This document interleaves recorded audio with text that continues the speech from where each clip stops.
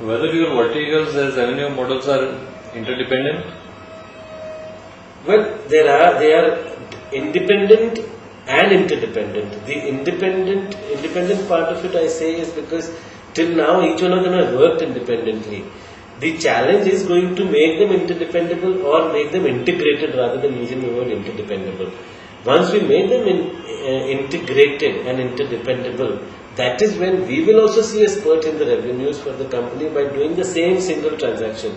So if we were to just import a container for a customer and do nothing beyond that, then our revenue is X. But if you were to import that a container for a customer, warehouse it, manage the warehouse operations, distribute it to various stores or to his manufacturing facilities, and see that the product reaches in time, bring down his lead time in terms of delivery of product, in terms of saving working capital for him, and that is and have a fee-based model and have income coming from attaining or achieving certain key milestones or key performance indicators or KPIs as we call it in the industry.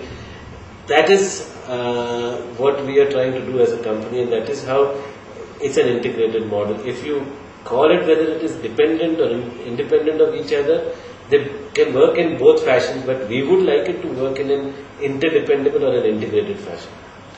How do you look at growth of logistics industry and your positioning in that?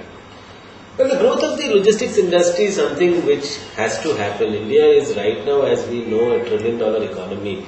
The spend of about 14% of the GDP is on the supply chain in India. Whereas if you look at the comparisons globally, it's at about 9%. So we are looking at a $50 billion inefficiency in the supply chain system as far as India is concerned.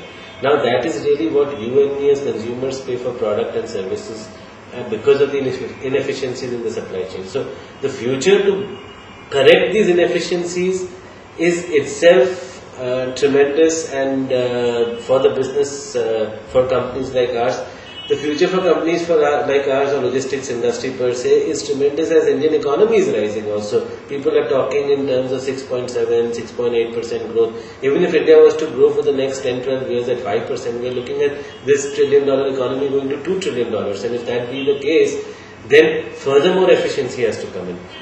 Government of India right now has a very clear mandate from the public of India, where Congress party and its allies have been given the power to probably rule India for the next 5 years comfortably without much of challenges as it had in the earlier time.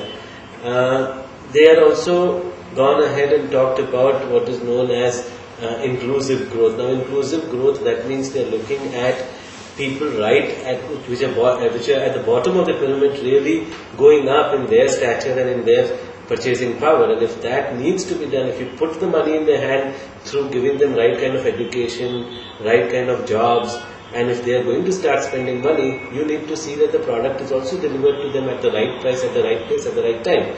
And that itself is also going to propel this industry tremendously.